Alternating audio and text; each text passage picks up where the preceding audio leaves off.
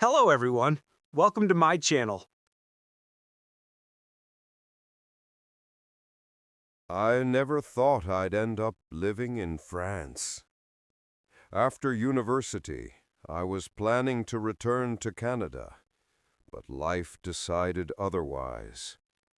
When my mother's aunt died, an old woman no one ever really talked about, a lawyer sent me a letter. I had inherited a house in Burgundy, an old estate said to have been built in the 18th century. Château d'Orval. I didn't know what to think. In the photos attached to the letter, the house looked like something out of a fairy tale. Vineyards, green hills, stone walls, a clock tower. But below, in the notes, there was a small remark. The estate has been uninhabited since 1972.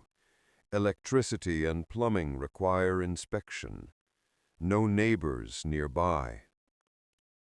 I arrived there at the end of September. Autumn in Burgundy smells of wine, soil, and smoke. The sun set early, and when the taxi dropped me off at the old wrought iron gates, I felt a strange pressure in my chest, as if the air had grown heavier. The house stood on a hill, and the last rays of sunset clung to its windows, but the glass didn't reflect the light. It seemed to absorb it. I opened the gate. The rusty hinges groaned, as if the house woke up unwillingly.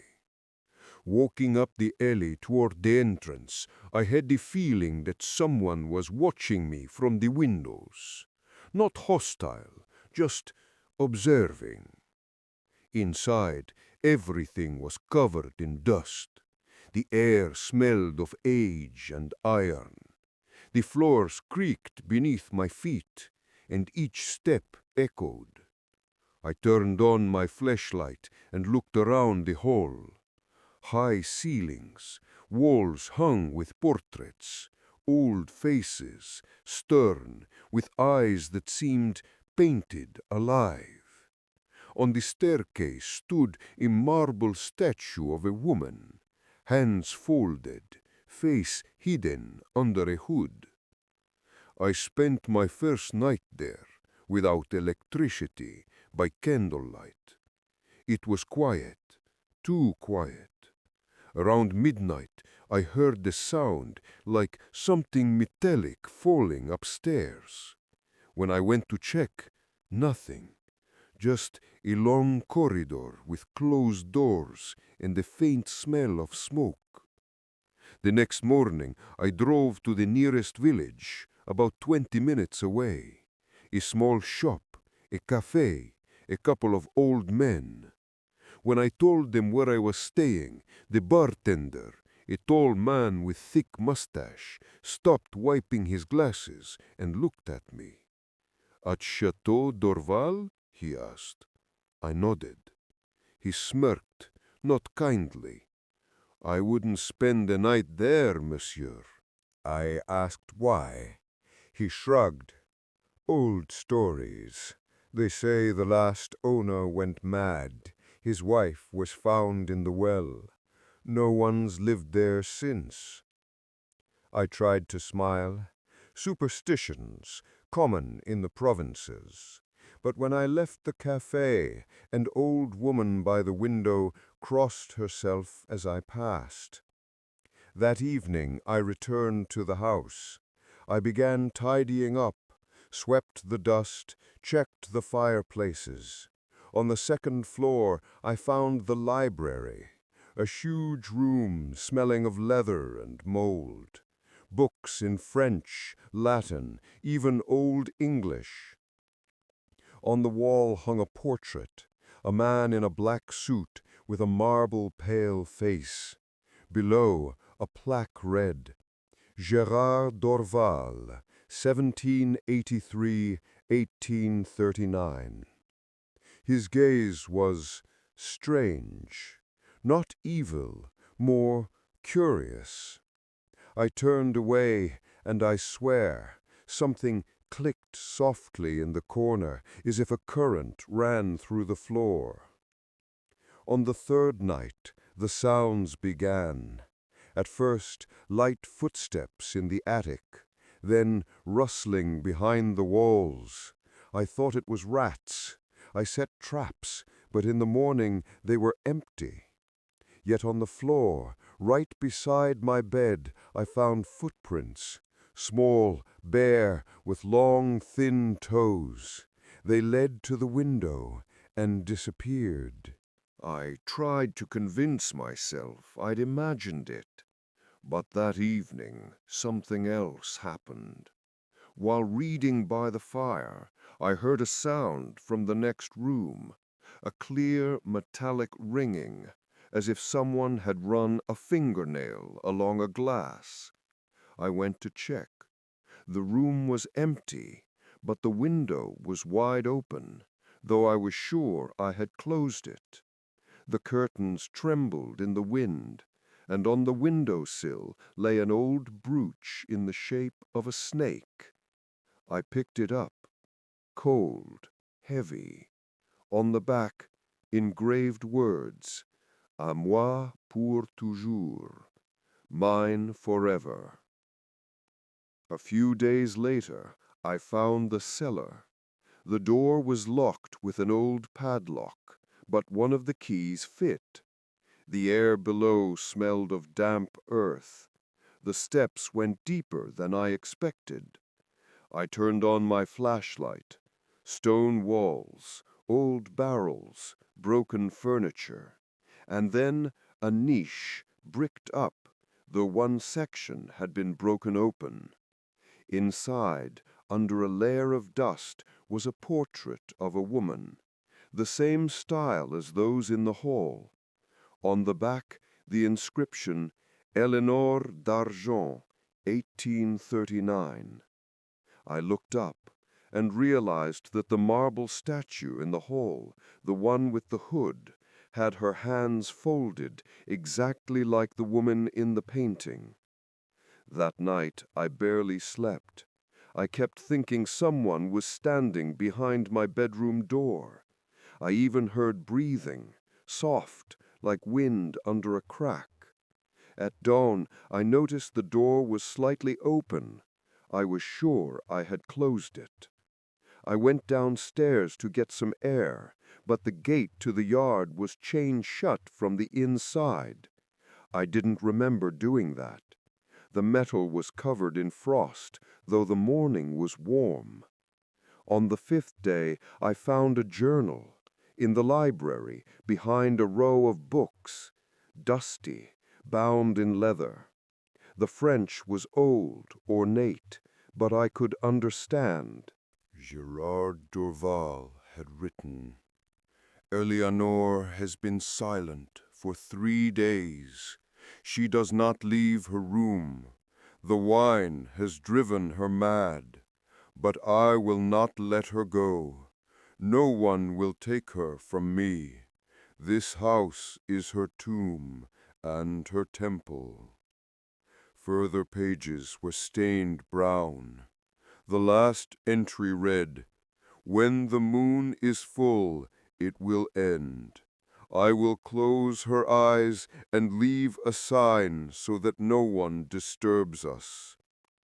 I remembered the brooch, mine forever.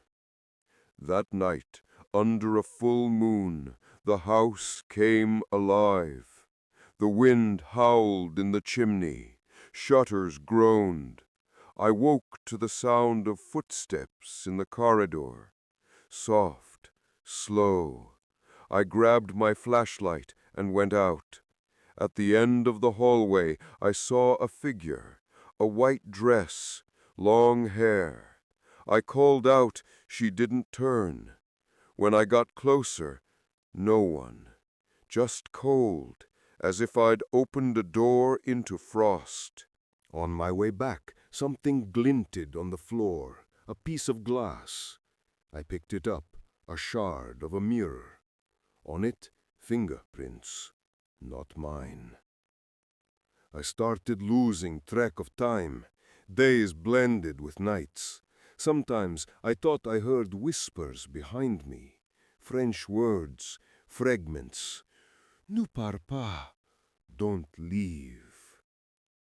One morning I woke up on the floor by the fireplace, ashes scattered around me, and on the wall above Gerard's portrait, written in charcoal, Tu l'as ouverte.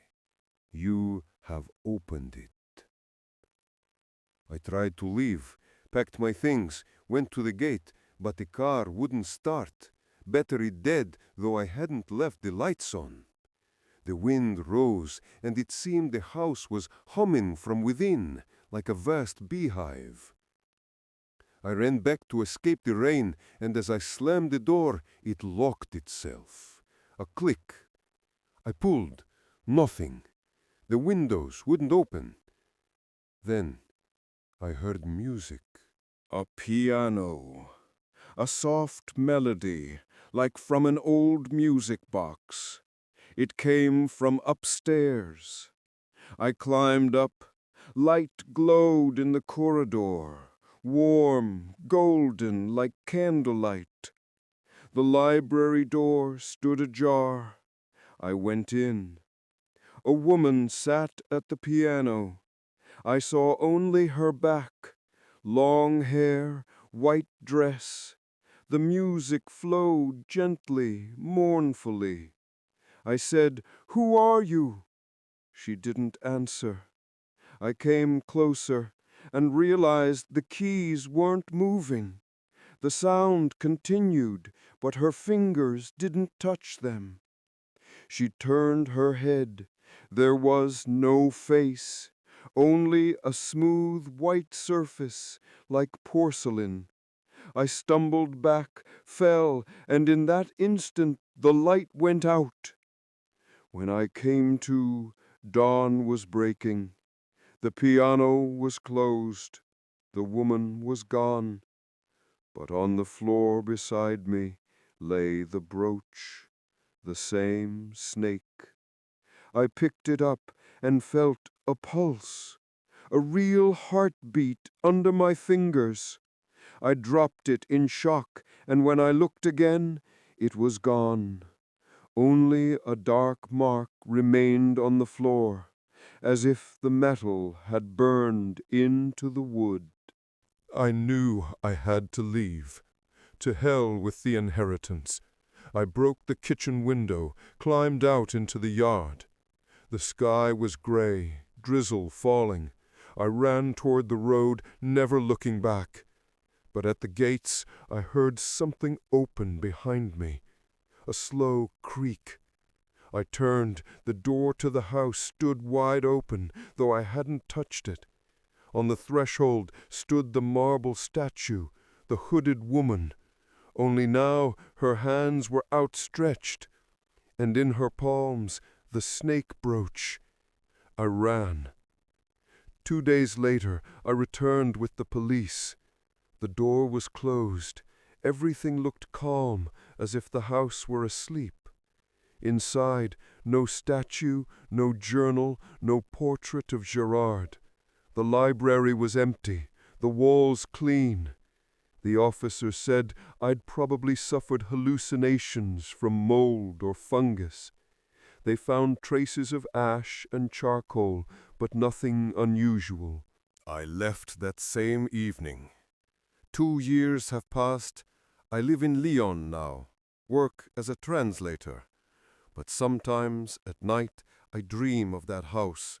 I see white corridors and the woman at the piano. She plays, and this time I can see her face, familiar, cold like marble. She smiles and says, "Tu es à moi pour toujours," which means, "You are mine forever."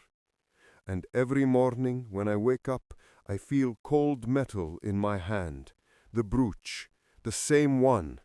I throw it away, but the next night it returns on the bedside table, gleaming, with the engraving, "À moi pour toujours."